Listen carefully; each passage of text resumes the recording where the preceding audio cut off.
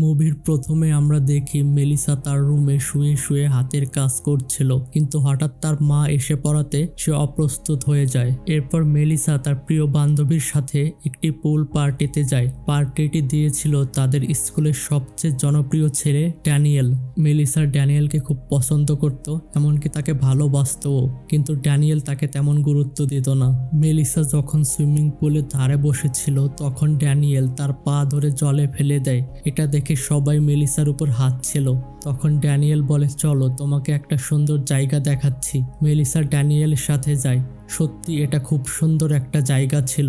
Daniel মেলিসার সাথে কথা বলে বুঝতে পারে মেলিসা তাকে লাইক করে, তাই ড্যানিয়েল মেলিসার অনেকটাই কাছে চলে আসে। মেলিসা ভাবে ড্যানিয়েল হয়তো তাকে কিস করবে, কিন্তু ড্যানিয়েল তার AK-47 চুষায়। কয়েক মিনিটের মধ্যেই ড্যানিয়েলের কাজ শেষ হয়ে যায়। যাওয়ার সময় ড্যানিয়েল তাকে থ্যাংক ইউ বলে, কিন্তু এতে মেলিসা ভীষণ কষ্ট পায়। সে কখনো ভাবতে পারেনি ড্যানিয়েল তার সাথে এমন কিছু করবে। পরের দিন সে স্কুলে গিয়ে ড্যানিয়েলের অপেক্ষা করে, কিন্তু সে আসে না। তার বান্ধবী তাকে বোঝানোর চেষ্টা করে যে ড্যানিয়েল তাকে ভালোবাসে না, তবুও মেলিসা তার অনুভূতি থেকে বের হতে পারে না। সে তার জীবনের সবকিছু ডায়েরিতে লিখে রাখে। সেদিন স্কুলে এক্সারসাইজ করার সময় মেলিসা একটি পোলে উঠছিল। পোলের সাথে ঘষা লাগাতে সে চরম সুখ অনুভব করে, আর তার আগ্নেয়গিরি থেকে লাভাও নির্গত হয়। সেদিন রাতে মেলিসা তার এক বন্ধুর সঙ্গে একটি পার্টিতে যায়। সেখানে হঠাৎই সে ড্যানিয়েলকে দেখতে পায়। নিজের ক্রাশকে সামনে থেকে দেখে সে ভীষণ খুশি হয়। ড্যানিয়েল কথা বলার জন্য এগিয়ে আসে। সে বলে, তুমি আগের চেয়ে অনেক বেশি সুন্দরী লাগছো, চলো বাসায় যাই, মজা হবে।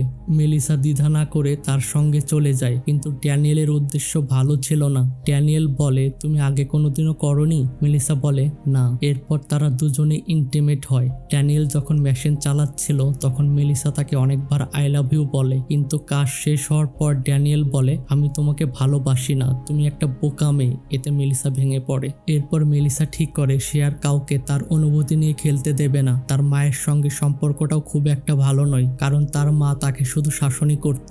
পরের দিন স্কুলে গেলেও তার মন পড়াশোনায় বসে না। তারপর সে তার ফ্রেন্ডের সঙ্গে একটা রেস্টুরেন্টে যায়। ওখানে এক ব্যক্তিকে দেখে সে খুবই খারাপ খারাপ ইশারা করে। এতে ওই ব্যক্তি মোমের মতো গলে যায়। তখনই মেলিসা ওখান থেকে চলে আসে।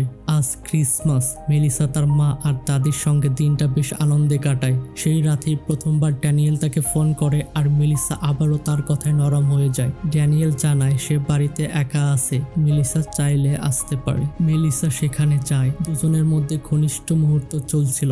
এমন সময় ড্যানিয়েল তাকে চোখ বন্ধ করতে বলে, কিন্তু কিছুক্ষণ পর মেলিসা চোখ খুলে বুঝতে পারে বিষয়টা ঠিক স্বাভাবিক নয়। আসলে ড্যানিয়েল তার এক বন্ধুকেও সেখানে ডেকেছিল এবং তারা দুজনে মিলে মেলিসার সঙ্গে ইন্টিমেট হতে চাচ্ছিল।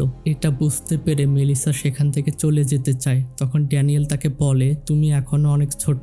এই কথায় মেলিসা ক্ষুব্ধ হয়ে এসে ড্যানিয়েলের বন্ধুকে কিস করে। তারপর দুজনের সাথে ইন্টিমেট হয়। পরের দিন তার বান্ধবীকে সবকিছু খুলে বলে। তার বান্ধবী তাকে বোঝানোর চেষ্টা করে, তুই নিজের জীবনটাই নষ্ট করছিস, এখনো অনেক সময় আছে, ওকে ছেড়ে দে। কিন্তু মেলিসা এই অদ্ভুত অনুভূতির নেশায় জড়িয়ে পড়ে।